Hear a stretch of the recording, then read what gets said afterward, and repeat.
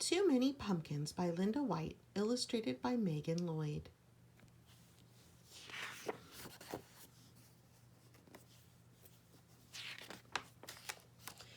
Every year at springtime, Rebecca Estelle planted just enough seeds in her garden to grow vegetables for the long winter. She planted carrots and beans, tomatoes and peas, corn and rutabagas. She grew a little bit of everything except pumpkins. Rebecca Estelle hated pumpkins. When she was a little girl, money had been scarce. For an entire month, all there had been to eat were pumpkins. Baked pumpkins, steamed pumpkins, boiled pumpkins, stewed pumpkins, mashed pumpkins, rotten pumpkins, breakfast pumpkins, lunch pumpkins, dinner pumpkins, enough pumpkins. And when things finally improved and there was more money to buy food, Rebecca Estelle decided she would never eat pumpkins again, or even look at one. Not ever. And she didn't until one autumn day, long after Rebecca Estelle's hair had turned snowy white, and she was raking leaves that fell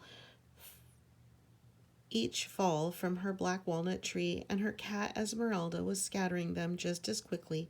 All of a sudden, the pumpkin truck passed by. Oh, she heard it coming, and she knew what it was, and it rumbled by the harvest time every year. She turned her back and concentrated on picking up the last fallen leaf. She managed to ignore the truck until splat! An enormous pumpkin tumbled off the truck and smashed into slimy orange smithereens all over the edge of her yard. "Come back here and get this pumpkin," she yelled, but the driver sped away.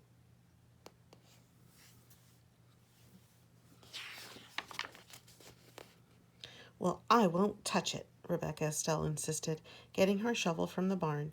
"And I won't look at it," she added, as she shoveled dirt on top of the plump pumpkin pieces. "And I won't think about that pumpkin ever again," she declared. And she didn't until spring, when Rebecca Estelle was admiring the new sprouts in her garden. She noticed Esmeralda playing with some big green leaves growing at the edge of the yard. "How curious," she said, going over to inspect them. "I didn't plant anything there." Then she remembered the pumpkin truck and the slimy pumpkin smithereens. "Pumpkins!" she cried in disgust. "Come out here, Esmeralda. I will not water those plants. I will not tend them. I will ignore them, and they will die." She picked up Esmeralda and stomped inside.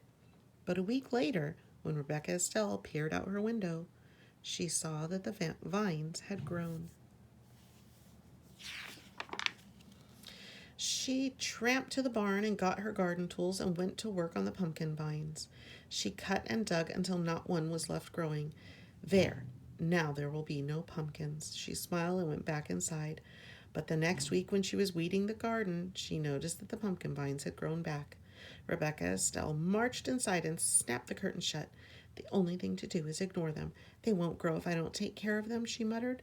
So rain or shine, all spring and summer, she never looked out the front window. She only used the back door and never even glanced toward the vines, and neither did Esmeralda. Rebecca Estelle ignored the vines so well that in time she forgot why she wasn't using the front door until one autumn day, when she and Esmeralda went to rake the leaves that fell each fall from the black walnut tree in the front of the house. "Pumpkins!" Rebecca Estelle shrieked. Pumpkin vines had twined under the bushes, over the bird bath, through the porch rails, and onto the rocking chair. The entire yard was a sea of plump brown pumpkins. Rebecca Estelle could no longer ignore them. She plopped down on the pumpkin nearest her, putting her hands over her face. "What will I do, Esmeralda? How will I get rid of this many pumpkins?" she thought and thought. Her mind went back to the pumpkins she had eaten as a young girl, when pumpkins were the only food her family had. "Well, I can't let them stay here," she told Esmeralda. "Some people might need these pumpkins, and I suppose there are folks crazy enough to like 'em. We'll give them away." She marched off with her wheelbarrow. Rebecca Estelle struggled to lift the first pumpkin, and then the second, and then the third, and she huffed and she puffed as she wheeled the loaded wheelbarrow into the lane. "I'm too tired to deliver these heavy pumpkins now," she said. She mopped her brow with her apron and wondered what to do next. "Perhaps if we make them into pies, they'll be easier to deliver.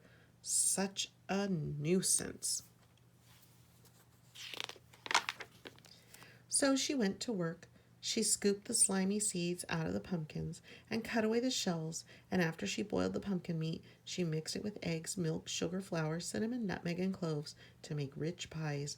And then Rebecca Estelle made pumpkin tarts, pumpkin muffins, pumpkin cakes, pumpkin bread, pumpkin pudding, pumpkin cookies, until pumpkin dishes spilled out of every cupboard, drawer, and cubbyhole, and the seeds were a mountain in the corner. "Well, that's the first batch," she said, dusting her floury hands. "Now to deliver them."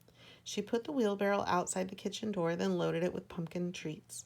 When it was full, just the thought of delivering all those pumpkin dishes made her tired. If only people would come and get them, she said, and then she had an idea. She whirled around and hurried back into the house for a kitchen knife. "This should get people to come," Rebecca cried. She took a knife and sat in the middle of the pumpkin patch. She carved a smiling face on the nice round pumpkin, a scary snaggletooth face on the tall thin one, and Boo on a short squat pumpkin.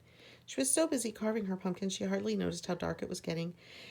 And when she could no longer see, she went to the shelf on the back porch and got a sack of candles she kept for emergencies. "If this doesn't get people to come here, we'll have to deliver them ourselves."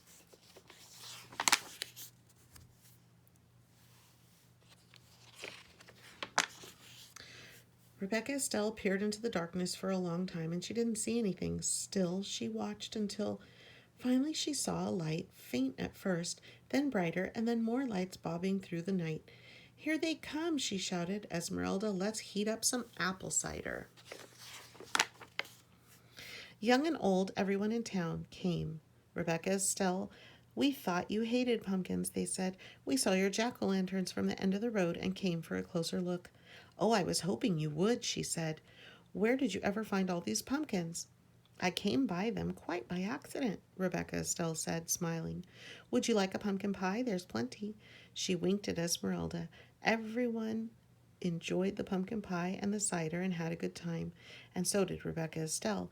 And when they were ready to go home, she made sure each of them carried a jack-o'-lantern and a bag of seeds for roasting and a pumpkin treat.